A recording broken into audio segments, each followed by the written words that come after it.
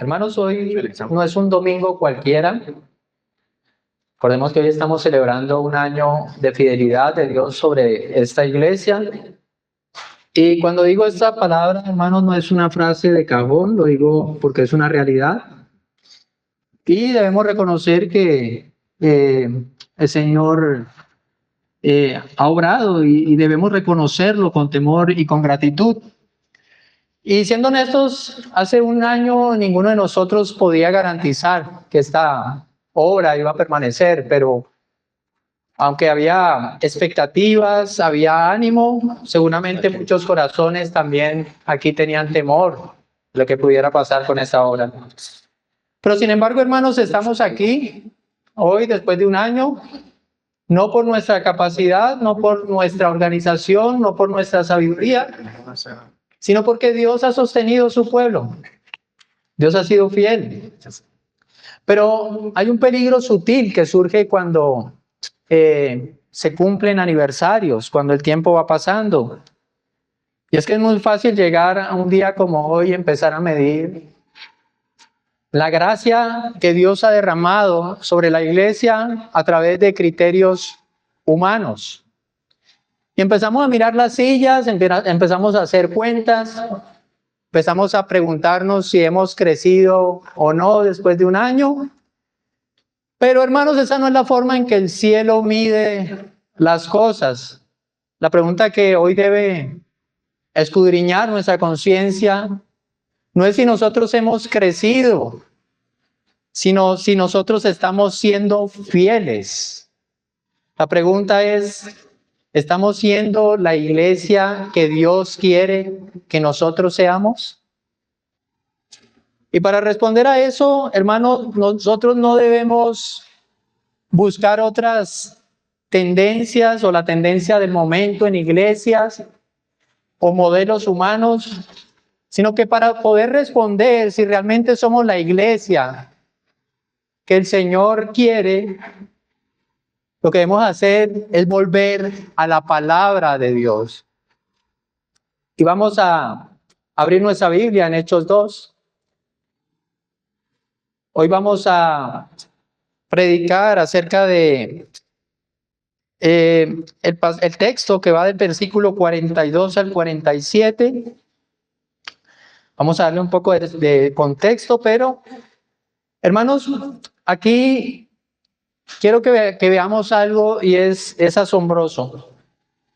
En este pasaje vamos a encontrar que miles de personas se convirtieron. Y si hubiera un momento para construir iglesia a través de lo que atrae y llama la atención, hubiera sido ese momento. Ahí se hubiera podido formar un espectáculo para atraer a las personas. Miren cómo están llegando, ¿verdad? Pero miren lo que dice el versículo 42, y es que ellos se dedicaban continuamente. Y el texto original, la palabra que se traduce aquí en nuestra versión, la Nueva Biblia de las Américas, como se dedicaban continuamente, es una palabra que da la idea de permanecer. Y hay una buena traducción que encontramos en la Reina Valera, y es ellos perseveraban. Y esa es la palabra que define una iglesia sana. Perseveraban. No dice que lo hacían de manera ocasional. No dice que ellos perseveraban cuando el clima era soleado. No dice que perseveraban unas veces sí. Dice que tampoco era una emoción pasajera. Lo que nos dice es que perseveraban. Esa es la palabra que quiero que usted tenga en la mente hoy. Y aquí encontramos la verdad que va a guiar hoy nuestro sermón. Una verdad marcada por la convicción, por la constancia, por la dependencia de Dios. Una iglesia saludable, hermanos, no se define por todas las cosas que nosotros hacemos externamente. Una iglesia saludable se define por la fidelidad con que persevera en las cosas que Dios ha establecido como lo esencial. Porque al final no es cuántas cosas hacemos para que la iglesia crezca. Al final la pregunta es, ¿estamos perseverando en las cosas esenciales? El título de nuestro sermón en esta mañana es Una iglesia que persevera.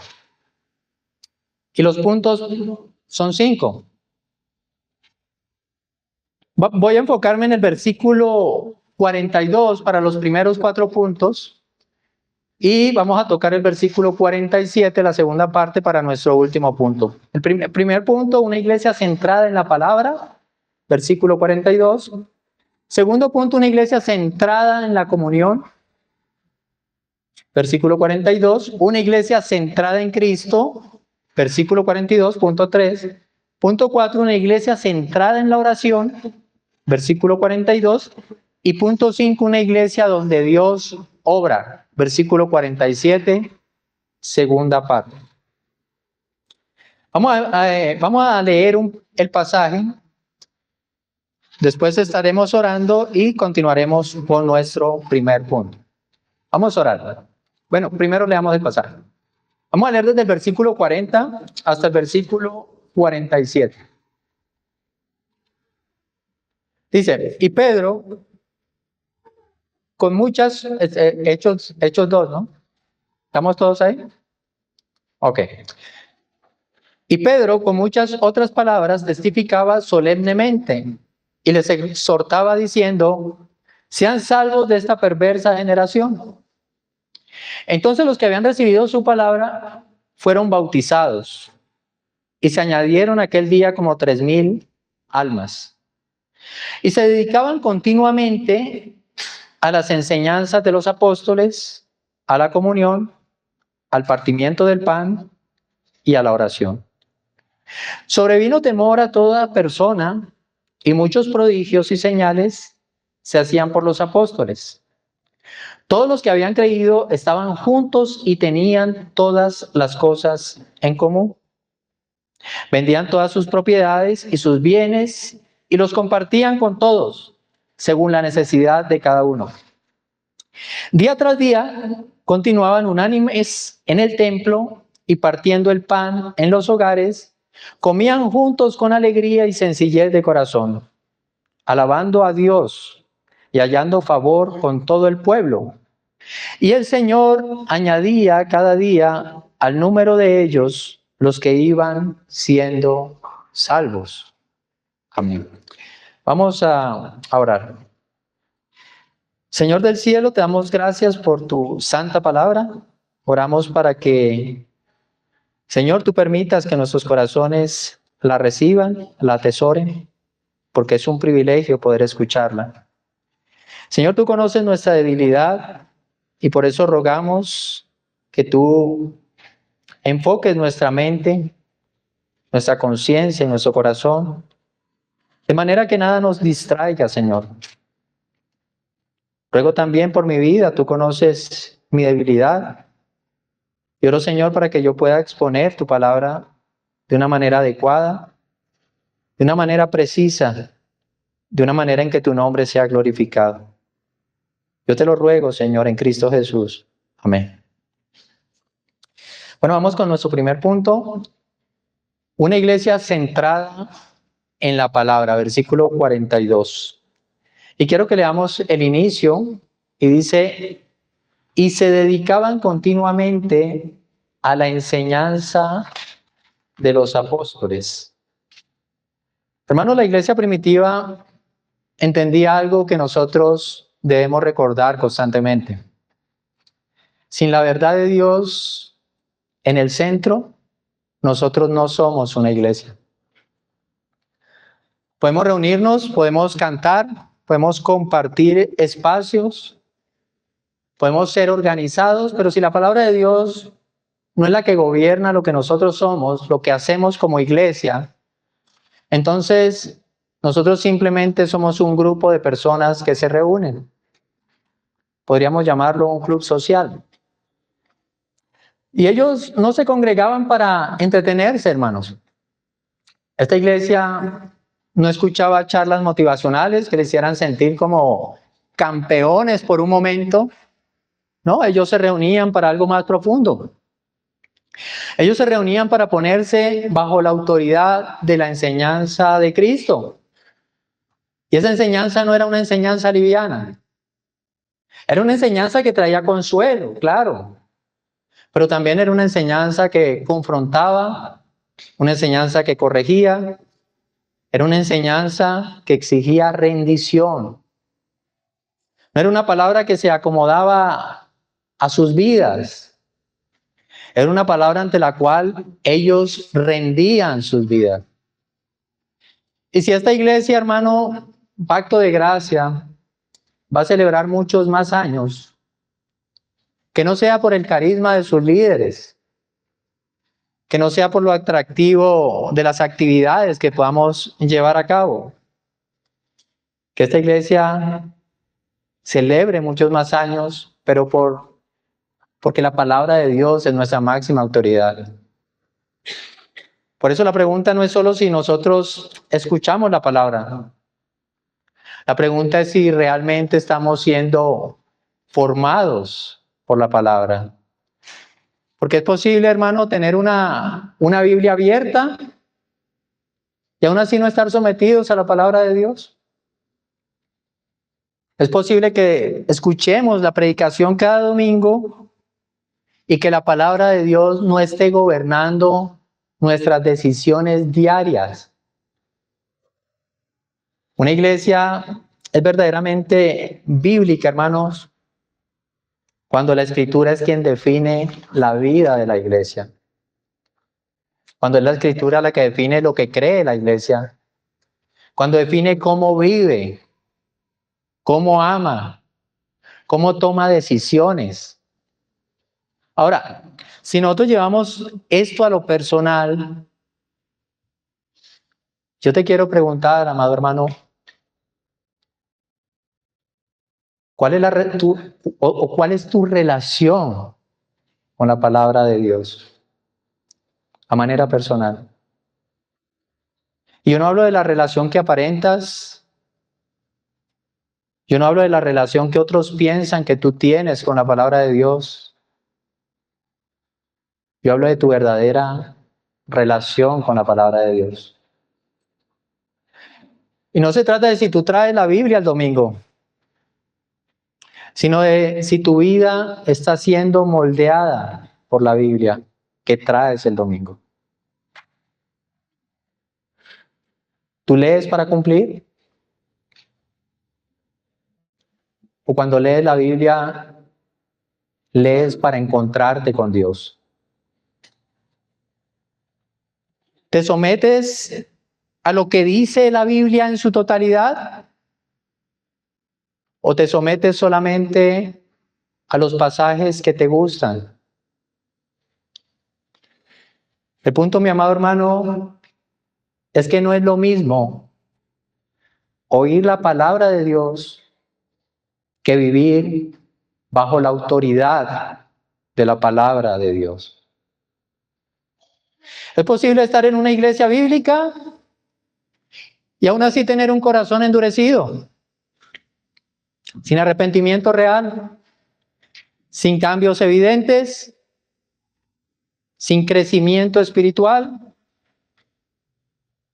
Es posible que escuche los sermones, que analice los sermones, que asientas a lo que se dice y que tú el lunes sigas tratando mal a tus padres o a tu esposa o a tus hijos, hermanos, amigos. Hermano, es posible que asientas con la cabeza lo que se dice en cada sermón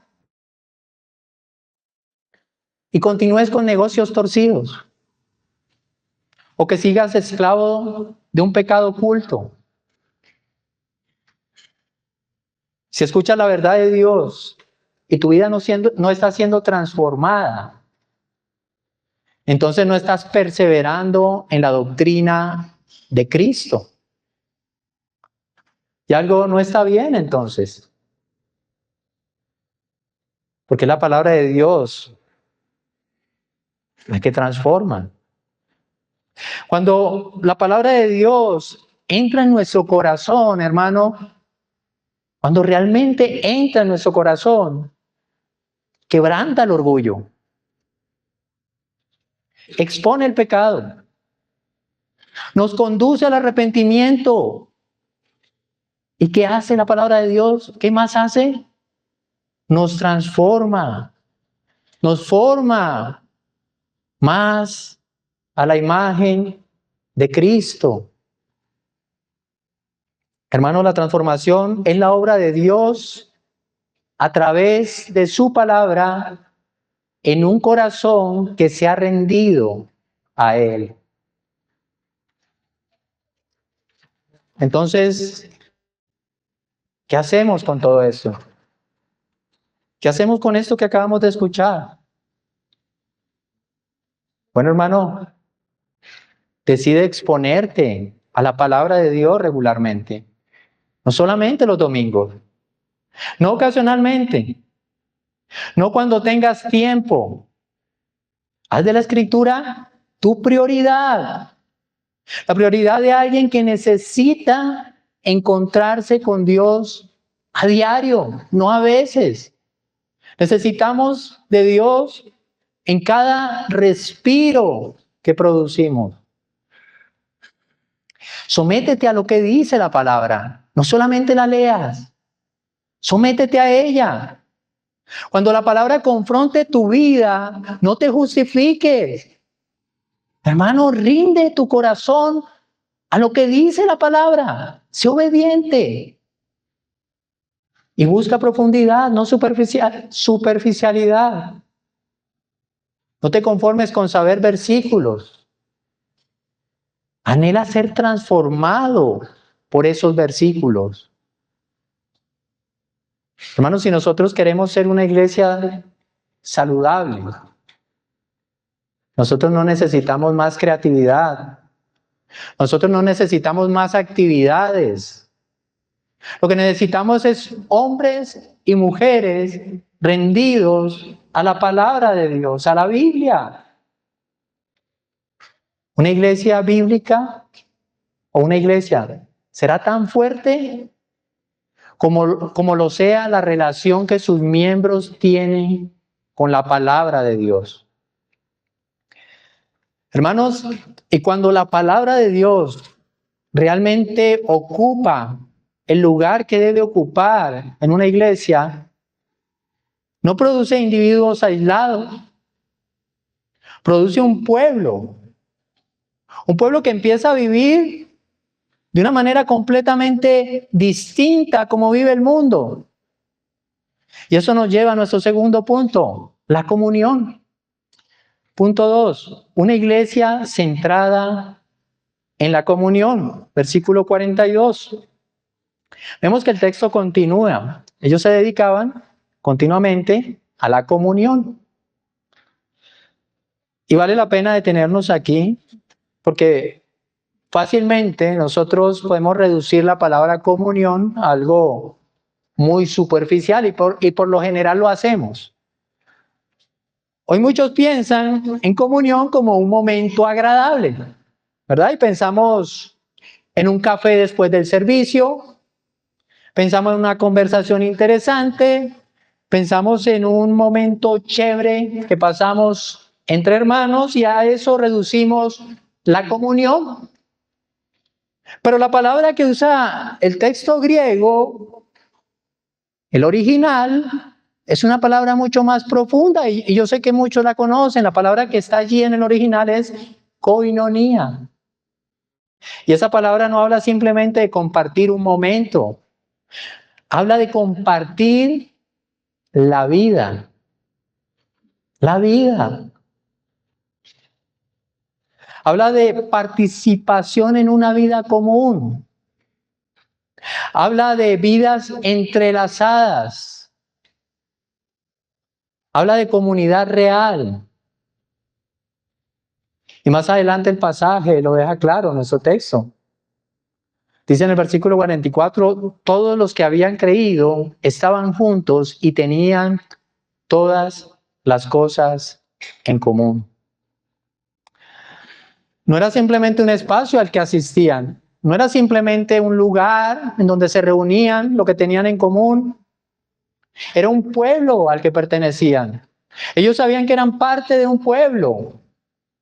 Y esto, hermanos, era radical, porque esto confrontaba el individualismo, el orgullo, la autosuficiencia. En aquella iglesia no existía cristianismo aislado, no existía el cristianismo llanero solitario, como viven algunos. No había creyentes que vivieran su fe a distancia, hermanos. Eran creyentes que se involucraban en una comunidad. Eran creyentes que se dejaban conocer. Era una comunidad en donde las personas caminaban juntas, donde la gente abría sus vidas, donde la gente estaba dispuesta a sacrificarse por el hermano. Y si, hermanos, esto es lo que Dios llama comunión, entonces no podemos simplemente quedarnos admirando lo que hacía la iglesia en el primer siglo. Esto nos lleva a examinar nuestro corazón y a preguntarnos si estamos viviendo en verdadera comunión o solamente estamos asistiendo a reuniones religiosas. Porque es posible cantar juntos, es posible sentarnos juntos, escuchar el mismo sermón, pero no compartir nuestra vida. Una iglesia bíblica no es solo un lugar a donde la gente llega. Una iglesia bíblica es un pueblo, es un cuerpo al que la gente pertenece, donde hay cuidado real unos con otros, donde hay un interés genuino por el hermano, donde hay compromiso mutuo. Y esto nos lleva a algo personal, mis amados. La pregunta es, ¿estás viviendo tú como parte de ese cuerpo? ¿Te consideras parte de un pueblo? ¿O te mantienes como un espectador de servicios de adoración?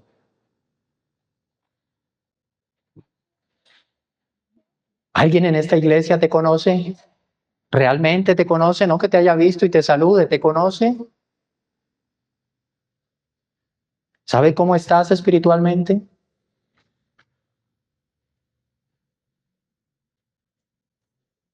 ¿Alguien conoce tus luchas reales? ¿Alguien sabe por lo que lloras en lo secreto? ¿O tu vida sigue siendo privada, cerrada, intocable? La gracia de Dios no solamente se predica, hermanos. La gracia de Dios se experimenta en la comunión. El aislamiento no es madurez, es peligro.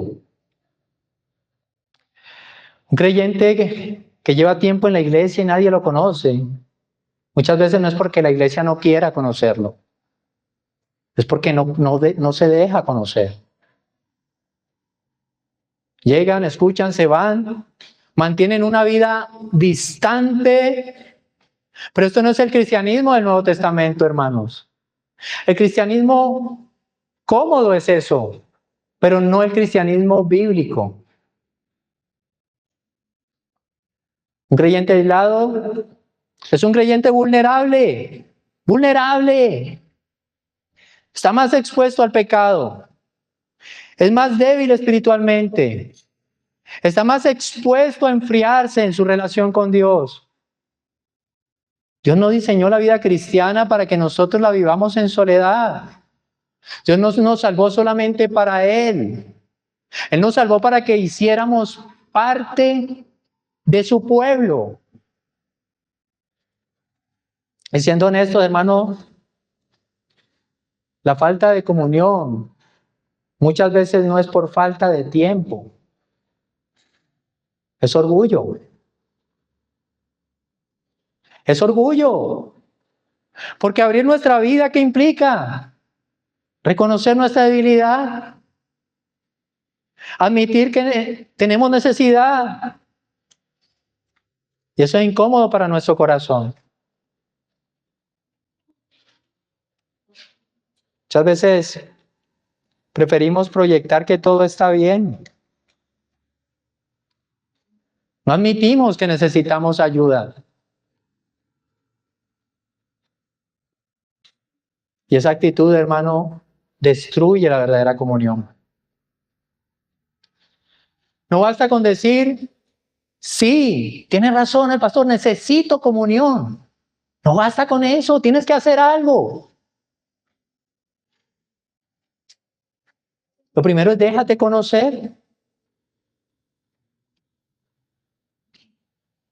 No puedes vivir en comunión si te mantienes oculto. Lo segundo, involúcrate intencionalmente. Intencionalmente.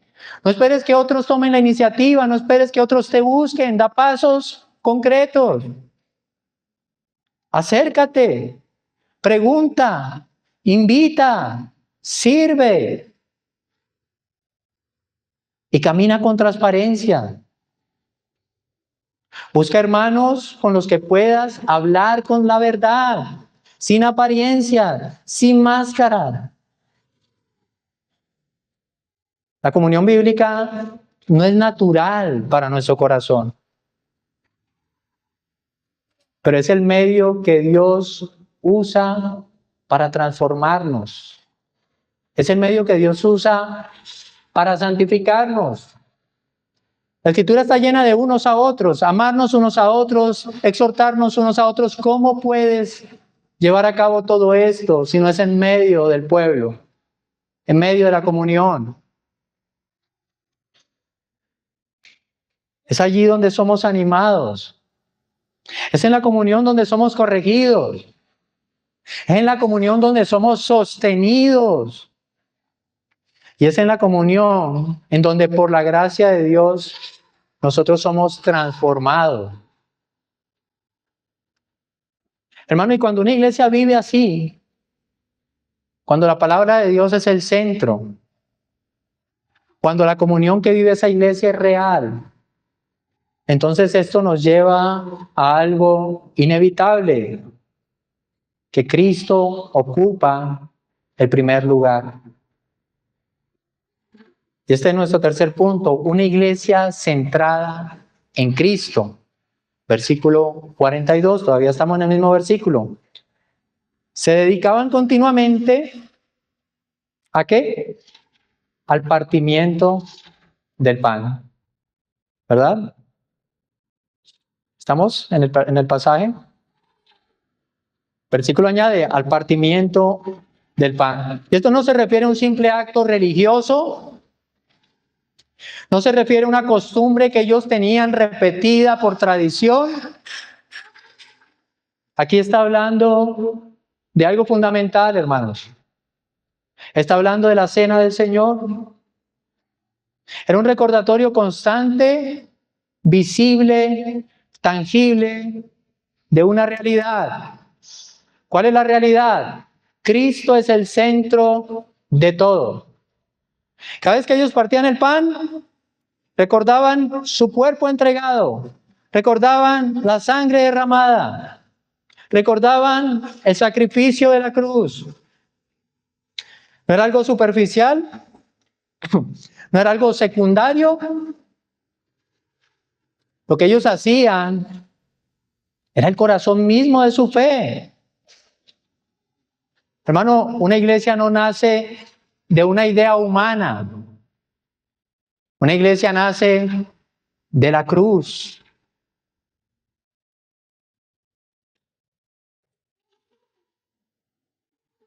Una iglesia recuerda a un Cristo que no solo murió por sus pecados.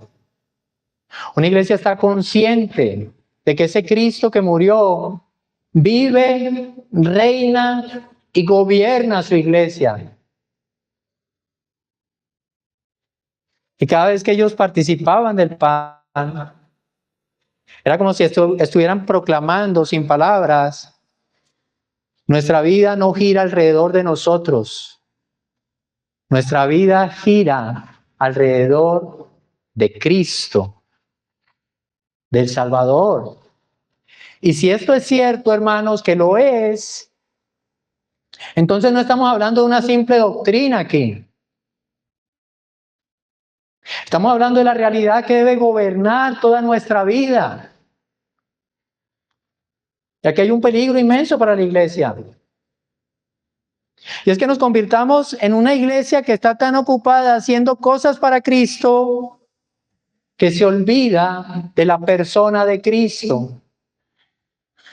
Es posible hablar de Cristo, es posible cantar de Cristo, es posible servir en su nombre y aún así construir una iglesia con cosas diferentes a la persona de Cristo.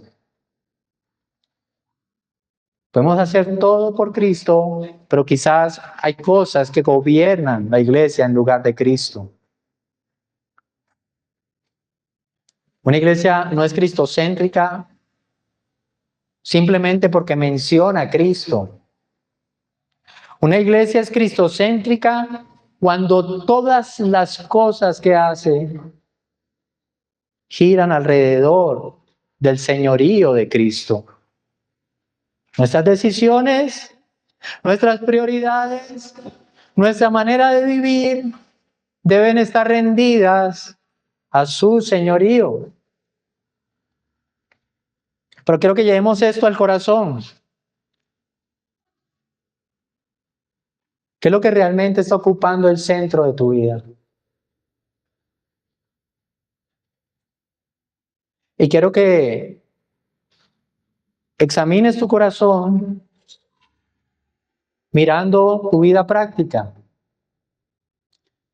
¿Qué domina tus pensamientos? ¿Qué es en lo que más piensan? ¿Qué es lo que más ocupa tus pensamientos? ¿Qué dirige tus decisiones? Cuando vas a tomar decisiones, ¿quién las dirige? ¿Cristo o tu propio corazón? ¿Qué es lo que más anhelas en esta vida? ¿Qué dicen tus prioridades de lunes a sábado?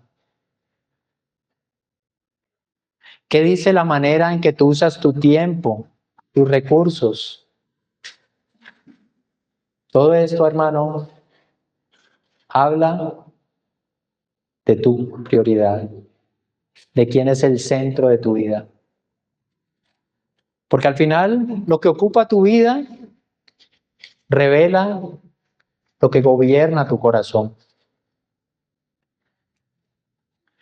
Así que es posible ser parte de una iglesia centrada en Cristo, pero vivir una vida centrada en uno mismo. Es posible confesar: Cristo es suficiente, pero en la práctica vivir como si no fuera suficiente. Es posible participar de la cena del Señor y aún así estar lleno de ídolos que ocupan el centro de nuestro corazón. Comodidad, trabajo, planes. Y esas no son cosas malas en sí mismo, hermano. No es malo buscar comodidad. No es malo trabajar. No es malo tener planes. Pero esas cosas se vuelven peligrosas cuando ocupan el lugar que solo Cristo debe ocupar. Porque cuando Cristo no es el centro, ¿cómo se vuelven las decisiones nuestras? Egoístas. La fe se vuelve superficial. El compromiso con Dios se vuelve inestable. Hermano, poco a poco, sin darnos cuenta, dejamos de vivir para Cristo y terminamos viviendo para nosotros mismos. Pero aquí está la esperanza del Evangelio. Cristo no vino simplemente a ocupar un lugar en tu vida. Él vino a sacarte de tu idolatría. Él vino a rescatarte de aquellas cosas que tú has colocado en el centro de tu corazón, de tu vida. Cristo vivió perfectamente y murió por el pecador y resucitó para darte una vida nueva. Por eso cuando tú rindes tu vida a Él, Él mismo, el mismo Señor, por su gracia, va ocupando el lugar en tu corazón que nada ni nadie más debe ocupar. Entonces, hermano, ¿cómo debemos responder nosotros a esta verdad? Lo primero que debemos hacer es examinar nuestro corazón delante de Dios. Pídele que te muestre. Pídele, Señor, que está ocupando el centro de mi vida. Y después arrepiéntete con sinceridad. Si Cristo ha sido desplazado, no te justifiques. Ah, es por esto, es por aquello. No, no te justifiques. Arrepiéntete y vuelve a Cristo. Rinde tu vida nuevamente a su señorío. Hermano, no añadas a Cristo a tu vida. No. Haz que tu vida gire alrededor de Cristo. Cristo es el centro. Debe ser el centro de tu tiempo, de tus decisiones, de tus prioridades. Una iglesia será verdaderamente saludable, hermanos, cuando Cristo no solamente sea el mensaje que se predica, sino cuando su pueblo viva sometido a Él. Porque al final, hermano, no se trata de hacer iglesia. Al final se trata de pertenecer a Cristo. Ahora bien, hermanos, cuando una iglesia está cimentada en la palabra, cuando una iglesia vive en comunión real, cuando Cristo es el centro de esa iglesia, inevitablemente debemos reconocer una verdad que es humillante, pero gloriosa. No podemos hacerlo solos. La suficiencia de Cristo no nos debe llevar a la pasividad, hermano. La suficiencia de Cristo nos debe llevar a la dependencia de Dios. Y esta dependencia tiene un nombre, y ese es nuestro cuarto punto. Una iglesia centrada en la oración. Continuamos en el versículo 42. El versículo cierra diciendo, y se dedicaban continuamente a la oración. Y esto no es un detalle menor. Esto es el fundamento invisible de todo lo demás, hermanos. La iglesia primitiva era una iglesia que perseveraba en la oración. No era algo ocasional. No perseveraban en la oración solo cuando había problemas. No perseveraban en la oración solo en momentos de necesidad. La oración para esta iglesia era un estilo de vida. Nosotros podemos afirmar que era una iglesia que vivía de rodillas. Ellos entendían una verdad. Y es una verdad que nosotros necesitamos recordar constantemente. Sin la obra de Dios, no hay obra. Ellos sabían que podían tener la enseñanza correcta, que podían vivir en comunión, que podían recordar a Cristo, pero si Dios no obraba, entonces todas las cosas que llevaban a cabo se quedaban en lo humano. Por eso esa iglesia oraba. Sabían que sin el Espíritu Santo, todo esfuerzo, toda actividad que llevaran a cabo era algo vacío. No confiaban en su capacidad. No confiaban en sus experiencias. No confiaban en sus recursos. Esta iglesia confiaba en Dios, en Dios. La oración era la expresión más clara de su dependencia. Cada vez que esta iglesia oraba, estaba diciendo, Señor, sin ti no podemos, no podemos. Y la oración aquí, hermanos, no es un tema teórico, es un termómetro espiritual. Porque la oración revela en quién estamos confiando realmente. Como iglesia nosotros debemos preguntarnos, ¿somos una iglesia que ora?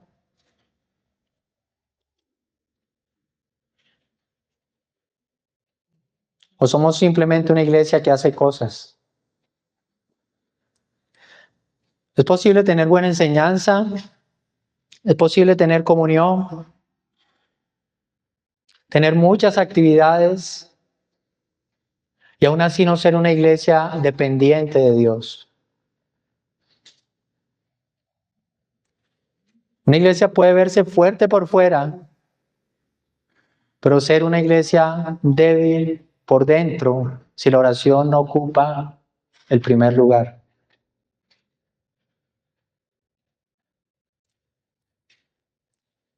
Ahora, hermano, esto no es solo sobre la iglesia, es sobre tu vida.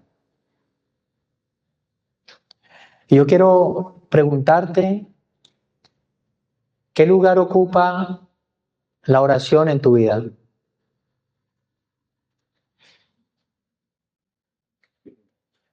¿Oras constantemente? ¿A diario? ¿O solo cuando tienes problemas?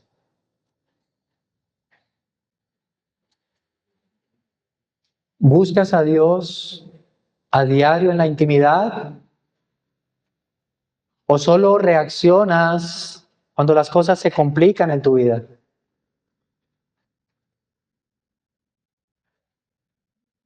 ¿Es para ti la oración una necesidad o es una opción?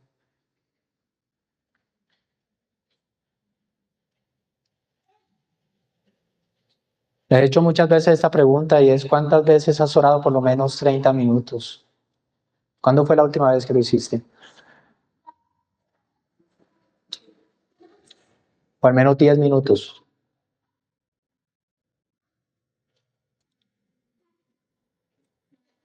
Una vida de oración endeble, hermanos, no es simplemente un problema de disciplina. Revela una dependencia débil de Dios.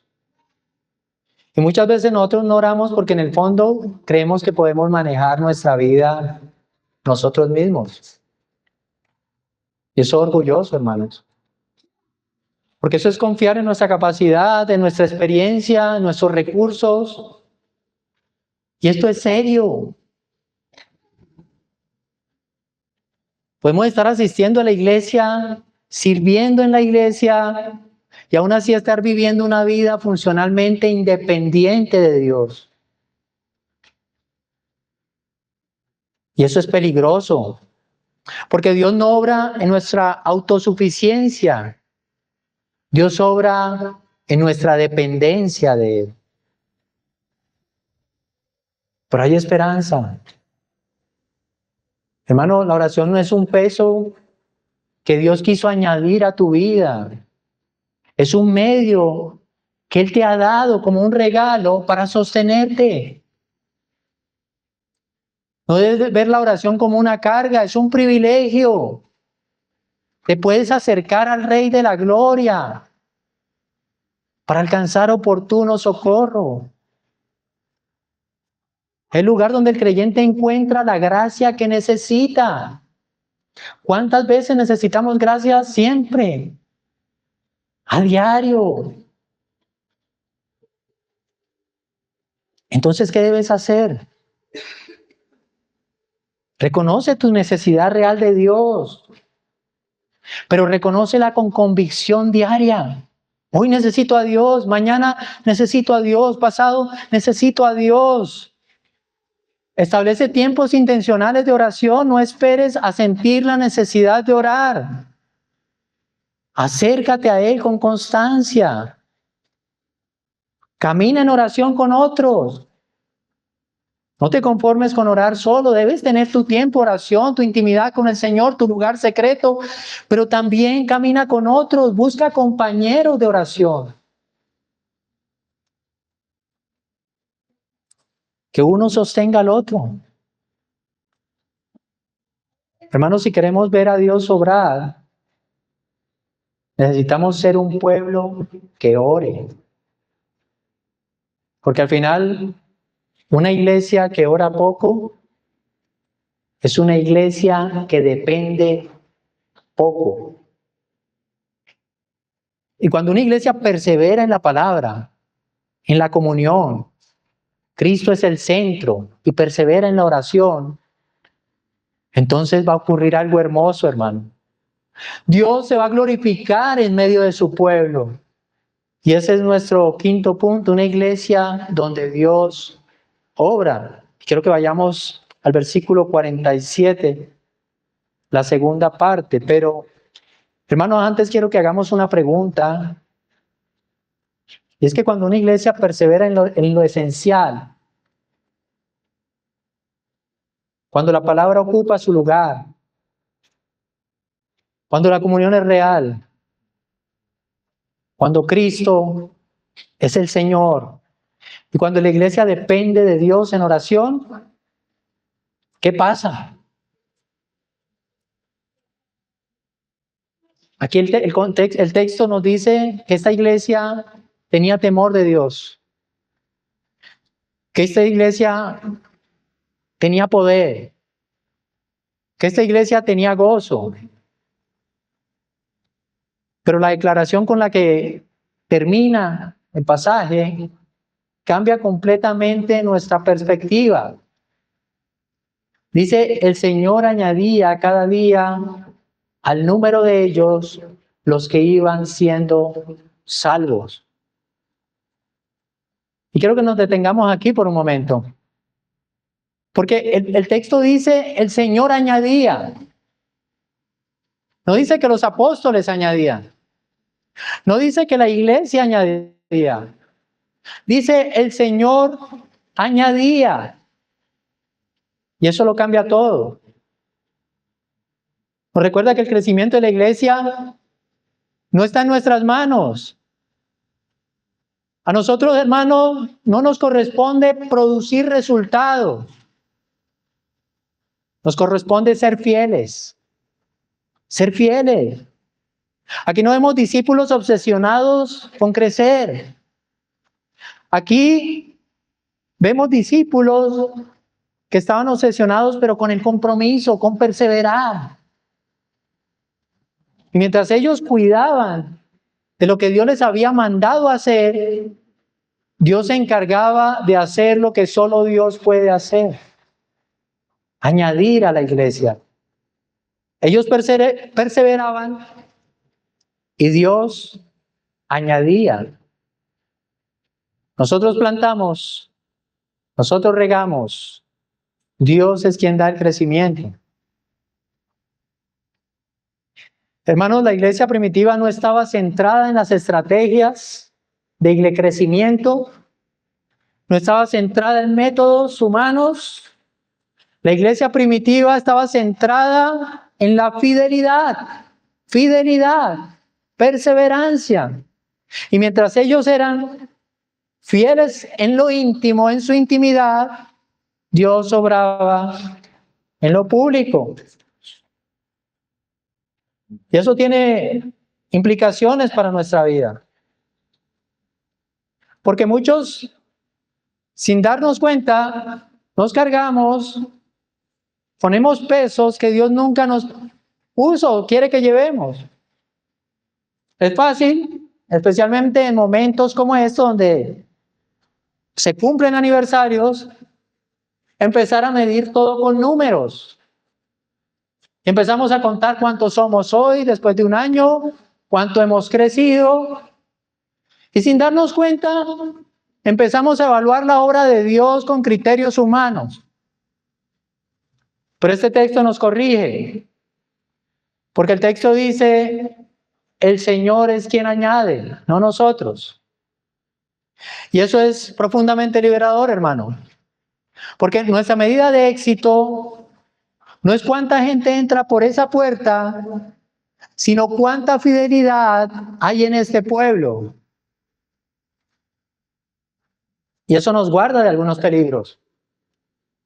Nosotros no necesitamos manipular emociones. Por eso no tenemos aquí una banda de rock para atraer a los jóvenes. No necesitamos suavizar el evangelio. No necesitamos decir las cosas que les gustan a las personas. No necesitamos volvernos una iglesia atractiva según el mundo. Nuestra responsabilidad es más sencilla. La responsabilidad que nosotros tenemos es ser fieles. Fieles a la palabra. Fieles a la comunión. Fieles en mantener a Cristo en el centro. Fieles en la oración. Y debemos confiar que Dios hará lo que nosotros no podemos hacer.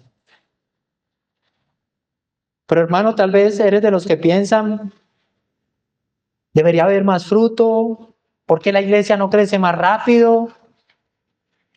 Pero tú necesitas recordar que tú no eres quien convierte a nadie, tú no puedes cambiar el corazón de las personas, tú no puedes producir vida espiritual, porque esa parte le pertenece a Dios. Pero también debes tener cuidado, porque podemos pasar al otro extremo y usar la soberanía de Dios como excusa para nuestra pasividad. Porque al mismo tiempo que Dios añade, ¿a quién usa para añadir? A su pueblo, a las personas. Por eso la pregunta que debemos hacernos no es si Dios está obrando en esta iglesia, porque Dios está obrando. La pregunta es, ¿tú estás participando de lo que Dios está haciendo? Entonces, ¿cómo vivimos en este equilibrio? Descansa en la soberanía de Dios. No te cargues con lo que no te corresponde. Examina tu fidelidad. Antes de preguntar por resultados, pregúntate si tú estás siendo fiel en lo que te corresponde, en tu parte. Y disponte como un instrumento. No te quedes como un simple espectador. Sé un instrumento en las manos de Dios. Predica el evangelio. Porque Dios obra, pero Él usa a su pueblo para obrar. Amados, en este primer año, nosotros hemos visto la mano de Dios. Dios ha sido fiel. Y esa es nuestra esperanza. Si permanecemos haciendo lo que Él nos ha llamado a hacer, podemos descansar en que Él seguirá obrando. Y ya para concluir, hermanos, hoy al cumplir un año, damos gracias al Señor. Y no son palabras aquí que por decirlas. Sabemos que es Dios que nos ha sostenido, nos ha guardado, es Dios que nos ha traído hasta aquí y lo celebramos. Debemos celebrarlo y lo vamos a hacer hoy, ¿verdad? Pero no estamos aquí solo para felicitarnos. También estamos para examinarnos. Porque más importante que haber llegado hasta aquí es preguntarnos, ¿estamos siendo la iglesia que Dios quiere que nosotros seamos? Nosotros no nos medimos por el calendario, por el tiempo que pasa. Nosotros nos medimos por la palabra de Dios. Y la palabra de Dios nos ha mostrado algo claro hoy. Una iglesia saludable no es perfecta, pero es una iglesia que persevera en lo esencial, en lo que Dios nos ha mandado a hacer. Así que cuando miramos hacia adelante, nosotros debemos preguntarnos si Hechos 2 lo que hemos leído hoy y estudiado fuera el estándar hoy, ¿qué diría Dios de nosotros? Por eso yo no quiero que salgas hoy satisfecho con lo que se ha hecho hasta ahora. Sal de aquí con un corazón examinado delante de Dios. Hermanos, si has descuidado la palabra, vuelve a ella. Vuelve al Evangelio. Si has vivido aislado, entra en comunión. Eres parte de un pueblo. Estos son tus hermanos, con quien vas a compartir el cielo. Si Cristo ha dejado de ser el centro, ríndete nuevamente a Él. Y si has dejado la oración, vuelve a la dependencia de Dios. Abandona la dependencia de ti mismo y depende del Señor. Si has estado como un espectador, hoy es el día de comprometerte con la obra, da el paso. Participa de lo que Dios está haciendo en medio de su pueblo. Pero ten esperanza, hermano. Dios a veces, o no, Dios siempre nos exhorta con su palabra. Pero esto no debe desanimarnos cuando leemos pasajes como estos que nos confrontan en nuestra vida. Hermano, Él quiere formarnos. Porque ese Dios que obró en esa iglesia del primer siglo es el mismo Dios que obra hoy día en nuestra iglesia. El Dios que nos sostuvo este primer año es el Dios que nos sostendrá en los años que vienen, por su gracia. Mi oración hoy, hermanos, no es simplemente que el próximo año seamos más personas en ese lugar. Mi oración es que seamos más santos, más dependientes de Dios, más fieles a lo que Él nos mandó a hacer. Y que si el Señor nos concede mucho más tiempo, se pueda decir de nosotros lo mismo que se decía de esa iglesia del primer siglo. Ellos perseveran. Que Dios nos conceda la gracia, hermanos, de ser esa iglesia. Amén. Vamos a orar. Padre amado, te damos gracias, Señor, por tu misericordia al hablar a nuestro corazón. Gracias, Señor, porque tu palabra nos exhorta, pero también nos capacita.